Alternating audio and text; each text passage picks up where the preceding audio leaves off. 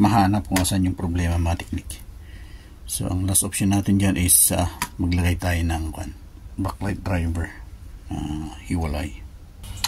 So yan, mga teknik, meron tayong dito LED driver galing Lazada, 97 pesos lang.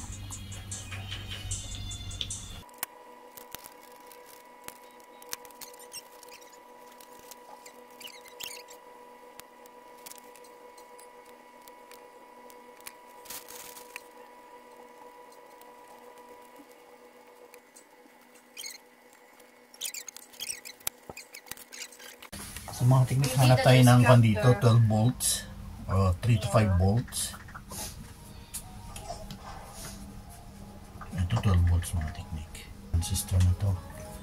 Meron siyang 12 volts. At dito sa